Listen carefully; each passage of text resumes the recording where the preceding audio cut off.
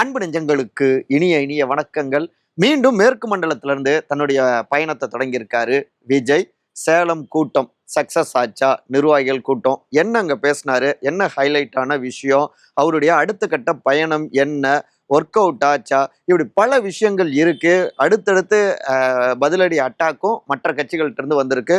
So முழுமையாக இதை திறனாய்வு செய்வதுதான் இன்றைய நம்முடைய இளங்கோவன் எக்ஸ்பிரஸ். நான் உங்கள் சகோ சே த இளங்கோவன். நிகழ்ச்சிக்கு போகலாம்.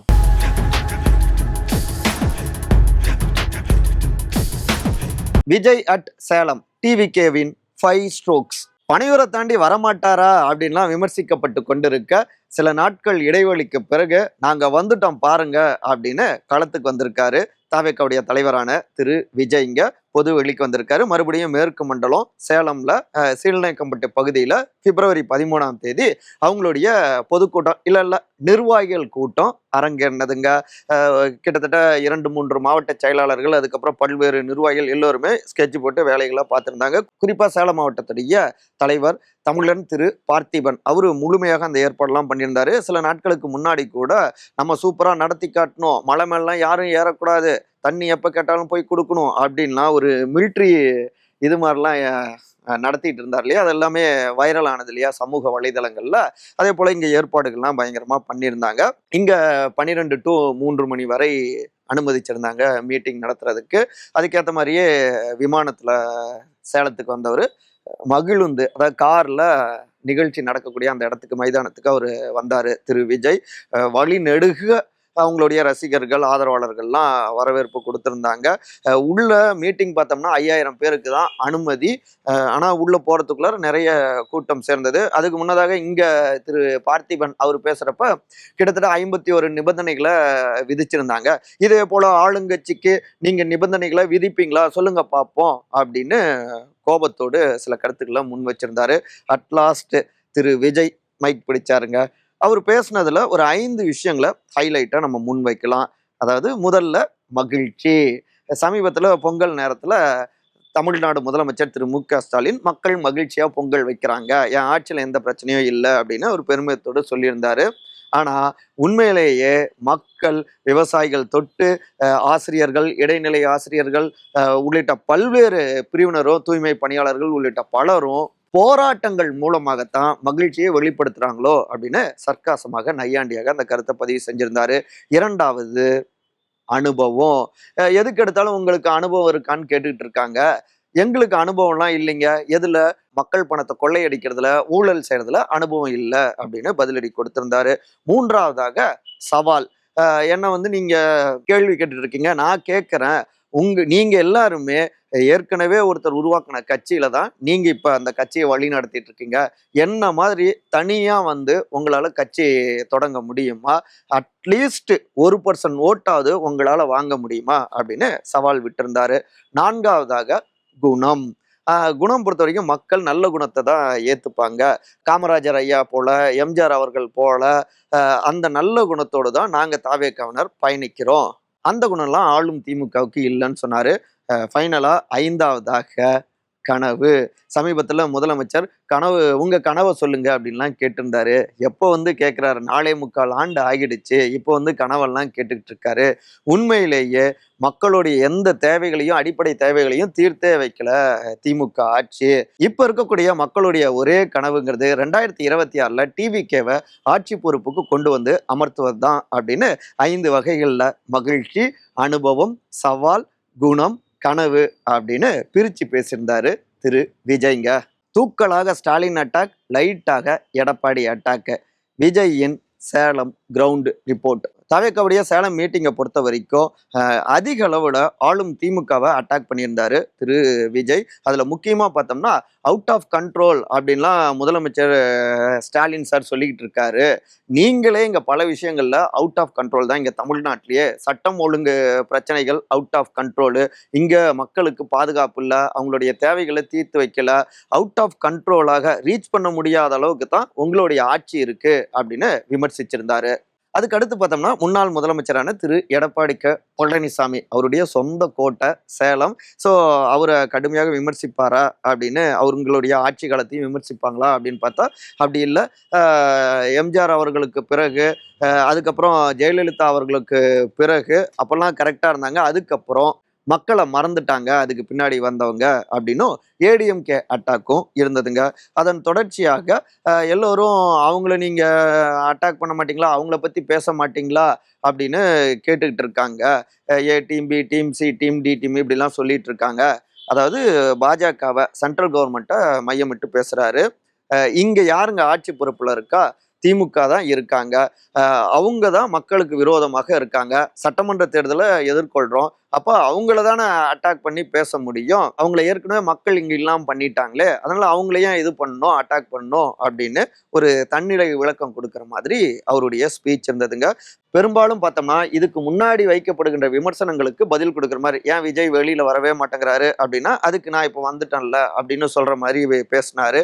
அப்புறம் பிஜேபியை ஏன் விமர்சிக்கவே மாட்டேங்கிறீங்க அவங்களுடைய ஆட்சி அப்படின்னு தொடர்ந்து வைக்கப்படுகின்ற விமர்சனங்களுக்கும் இங்க விஜய் அவர் பேசினதும் மேலோட்டமாக இருந்தது அப்படின்னும் விமர்சிக்கிறாங்க சமூக ஆர்வலர்கள், அரசியல் வல்லுநர்கள். முக்கியமா பார்த்தோம்னா இங்க சென்ட்ரல் கவர்மெண்ட்டுடைய நிதியும் தமிழ்நாட்டுக்கு பெரிய அளவுல வரல. உதாரணமா சொல்லணும்னா கல்வி நிதியை அவங்க தெரிவிக்கிறாங்க. பல விஷயங்கள், இயற்கை பேரிடர்ல தமிழ்நாடு பாதிக்கப்பட்டப்ப கூட வேண்டிய நிதியை சென்ட்ரல் கவர்மெண்ட் கொடுக்கல. இரண்டு ஆட்சியுமே சரி, சென்ட்ரல் கவர்மெண்ட்டும் சரி, இங்க ஸ்டேட் கவர்மெண்ட்டும் சரி, தமிழ்நாட்டு மக்களுக்கு எதிராக இருக்காங்க. ஸோ மக்களுடைய நலனுக்காக இரண்டு பேரையும் எதிர்த்து ஒரு மாற்றத்தை நான் உருவாக்குவேன் அப்படின்னு அவர் பேசினா அது இன்னும் பாய்ச்சலா இருக்கும். அதை விட்டுட்டு ஒருத்தரை மட்டுமே அடிக்கிறதுங்கிறது தொடர்ந்து அவர் மீதான விமர்சனங்களை உறுதிப்படுத்தி கொண்டே இருக்கு அப்படின்னு விமர்சிக்கிறாங்க அரசியல் வல்லுநர்கள். டிவிகே மீட்டிங் மீண்டும் ஒரு பழி, சேலம் ஷாக். விஜய் அவருடைய சேலம் மீட்டிங்ல ஏடிஎம்கே அட்டாக்கும் இருந்தது இல்லைங்களா? இதற்கு உடனடியாக அதிமுக கிட்ட இருந்தும் எதிர்வினைகள் வந்தது.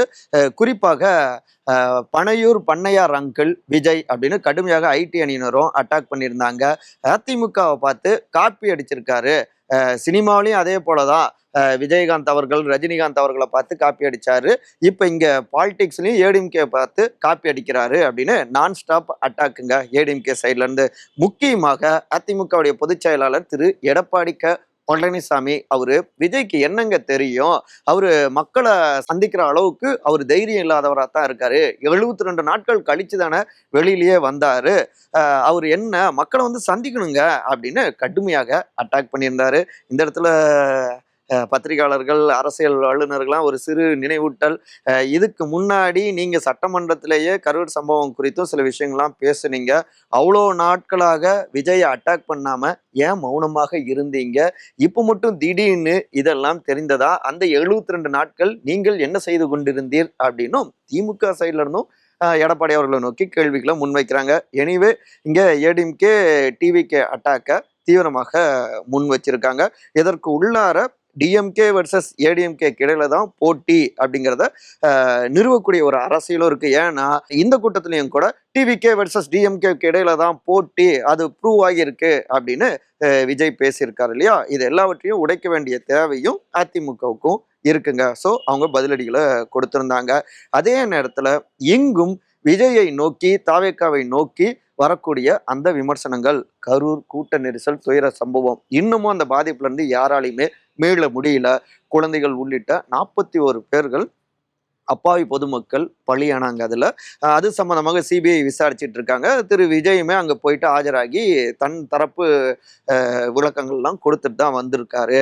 இந்த நிலையில இங்க சேலம் மீட்டிங்லையும் வட மாநிலத்தை சார்ந்த, மகாராஷ்டிராவை சார்ந்த ஒரு தொழிலாளி திரு சுராஜ் அவர்கள், 35 வயது அப்படின்னு வருது செய்திகள், அவரு உயிரிழந்திருக்காருங்க கூட்ட நெரிசல்ல. இது பெரும் அதிர்ச்சியை ஏற்படுத்தி இருக்கு. தாவேகா சைட்ல இருந்து குறிப்பாக திரு நிர்மல்குமார் அவரு இந்த மரணத்துக்கு வருத்தம் தெரிவிச்சிருக்காரு. நாங்க அவரு மயங்கி விழுந்த உடனே நாங்க உடனடியாக முதலுதவியெல்லாம் கொடுத்தோம், மருத்துவமனைக்கு கூப்பிட்டு போனோம், ஆனா இப்படி தவறிட்டாரு அப்படின்னு வருத்தங்களை பதிவு செஞ்சிருக்காரு. ஆனாலும் வட மாநில தொழிலாளிக்கு எப்படி பாஸ்லாம் கிடைச்சது? பாஸ் இருந்தாதான் உள்ள வரணும் அப்படின்லாம் இருந்திருக்கு இல்லையா? 5000 பேர்ல ஒருத்தர் அவர் எப்படி வந்தாரு? இப்படி பல கேள்விகளும் வட்டம் அடிச்சிட்டு இருக்கு. அதே நேரத்துல இன்னொன்னு, தாவேக்காவினர் செய்தியாளர்களை தாக்கிட்டாங்க அப்படின்னும் பெரிய ஒரு செய்தி வைரல் ஆயிட்டு இருந்தது. இது சம்பந்தமாகவும் வருத்தங்களை பதிவு செஞ்சிருந்தாரு திரு நிர்மல்குமார். அதாவது பார்த்தோம்னா தாவேக்காவை சுற்றி சுற்றி இந்த சர்ச்சைகளும் வந்துகிட்டே தான் இருக்கு. ஏற்கனவே பார்த்தோம்னா ஒரு மூத்த செய்தியாளர், மூத்த பத்திரிகையாளர், மிக முக்கியமானவர், அவர் மேல துண்டெல்லாம் போட்டு ஒரு தாவேக்கா சார்ந்த ஒரு தொண்டர் ஏற்கனவே அப்படி பேசியிருந்தாரு. அது அப்படி நடந்துகிட்டது சரியில்லைன்னு விமர்சிக்கப்பட்டது. அப்புறம் கரூர் விஷயங்கள், இப்ப சேலத்துலயும் இப்படி இறந்திருக்காங்க. இது எல்லாமே விஜய அவுட் ஆஃப் கண்ட்ரோல்ல போயிட்டு இருக்கா அப்படின்னு கேள்விகளை முன்வைக்கிறாங்க. குறிப்பா அதிமுக சைட்ல இருந்து இந்த விஷயத்தை கையில் எடுத்து அட்டாக் பண்றாங்க.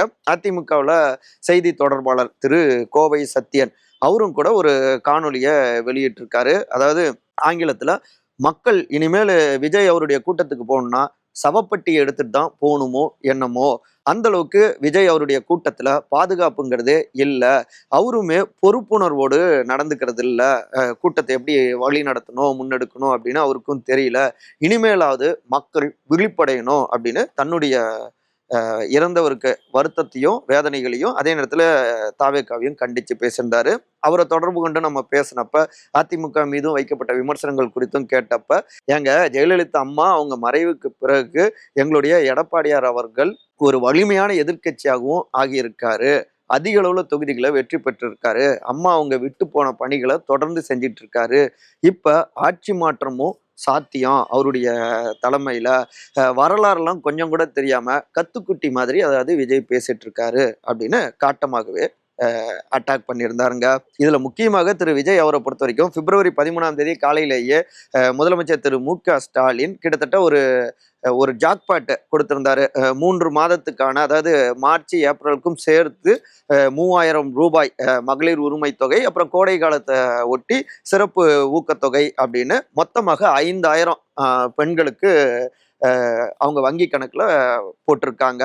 ஆளும் திமுக சைட்ல தேர்தல் நெருங்கி இருக்கு, அதை காரணமா காமிச்சு அந்த நிதியை நிறுத்திடக்கூடாது, மக்களுக்கு அந்த பயன் போய் சேரணும் அப்படிங்கிறதுக்காகத்தான் நல்லெண்ணத்தோடு முன்கூட்டியவும் கொடுத்துருக்காங்க அப்படின்லாம் அவங்க ஆதரவாளர்கள் சொல்றாங்க. அதே நேரத்துல, ஏங்க இத்தனை ஆண்டுகளாக கோடை காலமே வரலையா, இப்போ அவரு நிதியை கொடுக்குறாரு அப்படின்னு கடும் கண்டனங்களை திரு விஜயும் பதிவு செஞ்சிருக்காரு, அதிமுகவும் பதிவு செஞ்சிருக்காங்க. இந்த 5000 ரூபாய்க்கு பின்னாடி இருக்கிற அரசியலை இன்னொரு காணொலியில பார்க்கலாம். ஆனா உடனுக்குடன் அட்டாக் பண்ணி டிஎம்கே வெர்சஸ் டிவிகே எங்க 2 பேருக்கு இடையில தான் போட்டி, நாங்க பெண்கள் கிட்ட ஆதரவு எங்களுக்கு அதிகரிச்சுட்டு இருக்கு, அதற்கு பயந்து தான் தொடர்ந்து இப்படியான ஸ்டெப்ஸை சிஎம் எடுக்கிறாரு அப்படின்னு அந்த களத்தை தனக்கு சாதகமாகவே கட்டமைச்சிட்டு இருக்காரு. ஆளுங்கட்சி எதிர்கட்சி வலுவாக இருக்கக்கூடிய இடங்கள்லயே போய் தன்னுடைய பரப்புரையை முன் வச்சு அடுத்தடுத்த ஸ்டெப்ஸை நோக்கி நகர்றாரு.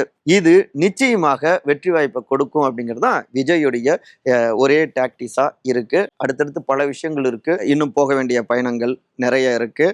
ஏடிஎம்கே தான் இதுல ரொம்பவே அட்டாக் பண்ணிட்டு இருக்காங்க. எஃப்டிஎஃப்எஸ்க்கு 2000 ரூபாய்க்குலாம் நீங்க டிக்கெட் வித்தப்ப அதெல்லாம் ஊழலா தெரியலையா விஜய் அங்கிள் அப்படின்னு நான் ஸ்டாப் அட்டாக்கு மாறி மாறி ஒரு ஃபைட் போயிட்டு இருக்கு. பார்ப்போம் என்ன நடக்குது அப்படின்னு. இந்த இடத்துல அமெரிக்காவுடைய மிக முக்கியமான எழுத்தாளர் ஜோசப் கேம்பல் அவர் எழுதுனது ஒன்று நினைவுக்கு வருதுங்க. துன்பங்கள் ஒரு பெரும் பயணத்தின் ஒரு பகுதியாகும் அப்படின்னு சொல்லியிருக்காரு. அது மட்டும் இல்லாம நம்முடைய வளர்ச்சிங்கிறது மற்றவர்களுக்கும் உதவிகரமாக இருக்கணும் அப்படின்னு வலியுறுத்தியிருக்காரு அமெரிக்காவுடைய எழுத்தாளர் ஜோசப் கேம்பல். மற்றபடி இதே போன்ற அரசியல் சார்ந்த காணொலிகளுக்கான உங்கள் சகோ சேத்தா இளங்கோவன் சேனலை சப்ஸ்கிரைப் பண்ணுங்க. நம்ம சேனலை உங்களுடைய கருத்துக்களை கருத்துரை பகுதியில் பதிவு செய்யுங்க. அனைவரும் அன்பால் ஒருங்கிணைந்திருப்போம். நன்றி, வணக்கம்.